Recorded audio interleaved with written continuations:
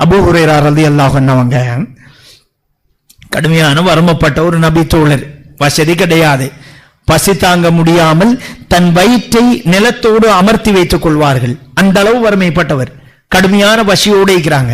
ரசூல் ஸல்லல்லாஹு அலைஹி வஸல்லம் அவர்களிடம் போறாங்க. அபூ ஹுரைரா ரலியல்லாஹு அன்ஹு அவங்க அல்லாஹ்வுடைய தூதர் வீட்டுல தேடி பார்க்கறாங்க. 2 ஈச்சம்பழம் இருக்குது, 2 எடுத்து கொடுக்கறாங்க. உண்ட சாப்பிடுறாரு. 2 ஈச்சம்பழம் அந்த பசிக்கு போதாது.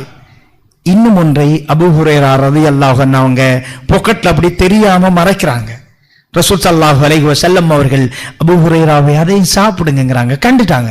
இல்ல யா ரசூலல்லாஹ், என் உம்மா வீட்டுல பசியோடு இருக்கிறாங்க, நான் போய் வருகிறேன் என்று சொல்லிவிட்டு அபூ ஹுரைரா ரலியல்லாஹு அன்ஹு அவர்கள் உம்மாவை தேடி போறாங்க.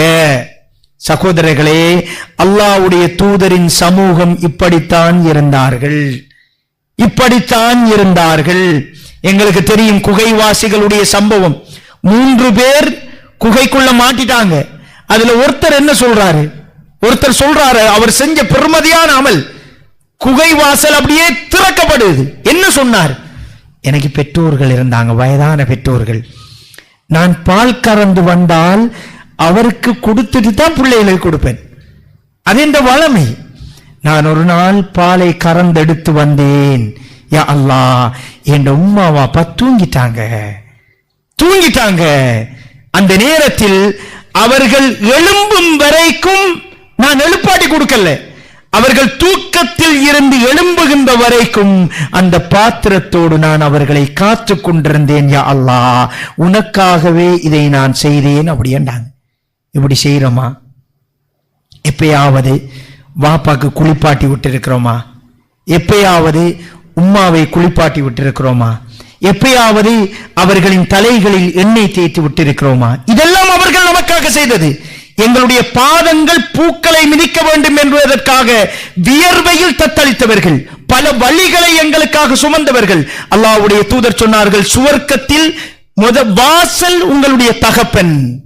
உங்களுடைய, அதாவது சுவர்க்கத்தில் முக்கியமான ஒரு வாசல் உங்களுடைய தகப்பன். அது உடைந்து விட்டால் ரசூலுல்லாஹ் சொன்னாங்க, வயதான பெற்றோர்கள் இருந்தும் யார் சுவனம் செல்லவில்லையோ அவர்களின் மூக்கு மண்ணை கவ்வட்டும். பெரியோரு சான்ஸ்.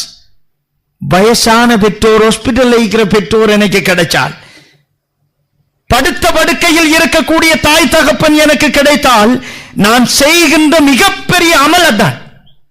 அந்த நேரத்தில் அவர்களை நானே குளிப்பாட்ட வேண்டும், நானே கழிவு விட வேண்டும், நானே சுமக்க வேண்டும் என்பது பெரியோர் பாக்கியம். சகோதரர்களே, என் வாப்பா அம்மா நான் நல்லா இருக்க உயிரோடு கிடைச்சிருக்கிறாங்கிறது பெரியோர். உங்களுக்கு கிடைத்திருக்கிற பெரிய சொத்து வாகனம் அல்ல, வீடு அல்ல, அதிகாரங்கள் அல்ல, இன்னொரு அம்சங்கள் அல்ல, உங்களுடைய தகப்பனும் தாயும் தான். அதுதான் உங்களின் பெரும் சொத்து என்பதை உணர்ந்து கொள்ளுங்கள். எல்லாம் அல்லாஹ் ஜல்ல சுப்ஹானஹு வ தஆலா தாய் தகப்பனை மதித்து நடக்கக்கூடியவர்களாக, அவர்களுடைய உள்ளங்கள் குளிரக்கூடிய விதத்தில் நடக்கக்கூடியவர்களாக நம் அனைவரை மாக்க வேண்டும். அல் குர்ஆனிலே அல்லாஹு தஆலா சொல்கிறான், வபலக 40 சனா, 40 வயதை அடைகின்ற பொழுது ஒருத்தர் துஆ செய்கிறார். எப்படி துஆ செய்கிறார்? قال ربي أوزعني أن أشكر نعمتك التي أنعمت علي وعلى والدي. இறைவா, எனக்கும் என் பெற்றோர்களுக்கும் நீ செய்த உதவிக்கு நன்றி செலுத்துவதற்கு உதவி செய்து விடுவாயாக. 40 வயதில் பெற்றோர்களுடனோடு நெருக்கமான உறவை பேணணும் என்று ஒருத்தர் நினைப்பார். அந்த நேரத்தில் பெரும்பாலும் எங்களுடைய பெற்றோர்கள் மௌத்தாகியிருப்பார்கள், அல்லது எங்களுடைய உதவிகளையும் உணர்வுகளையும் புரிந்து கொள்கிற வயதில் அவர்கள் இல்லாமல் இருக்கலாம்.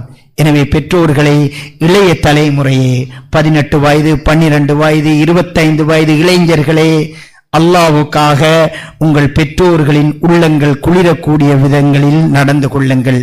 அவர்களின் தவறுகளை ரசித்து, எங்களுடைய குழந்தைகள் மழலை பேசும், தவறான வார்த்தைகள் பேசும், நாங்கள் அதை சிரித்து மகிழ்ந்து சந்தோஷப்படுகிறோம். அந்த குழந்தை பருவத்திற்காக அது எங்களுக்கு மகிழ்ச்சியாக தெரிகிறது. உங்கள் பெற்றோர்களையும் அப்படியே பாருங்கள். அவர்களின் தவறுகளையும் சிரித்து மகிழ்ச்சி பாருங்கள். இந்த உலகத்தில் என்னை தண்டிப்பதற்கும், என்னை அதட்டுவதற்கும், என்னை கண்டிப்பதற்கும், என்னை ஏசுவதற்கும் என் தாயும் என் தகப்பனும் நான் எந்த நிலைமை சென்றாலும் தயக்கமின்றி என்னோடு பேசலாம், தயக்கமின்றி எனக்கு ஏசலாம், தயக்கமின்றி எனக்கு அடிக்கலாம், எந்த சபையிலும் என் தாயும் என் தகப்பனும் என்னை கண்டிக்கலாம் என்கிற சுதந்திரத்தை அந்த பெற்றோர்களுக்கு கொடுங்கள். எல்லாம் வல்ல அல்லாஹ் ஜல்ல சுப்ஹானஹு வ தஆலா உறவுகளை பேணி நடக்கக்கூடியவர்களாக நம் அனைவரை மாற்றி அருள்வாராக. அகூலு கௌலி ஹாதா அஸ்தக்ஃபிருல்லாஹ லி வ லக்கும் ஃபஸ்தக்ஃபிருஹு இன்னஹு ஹுவல் கஃபூர்.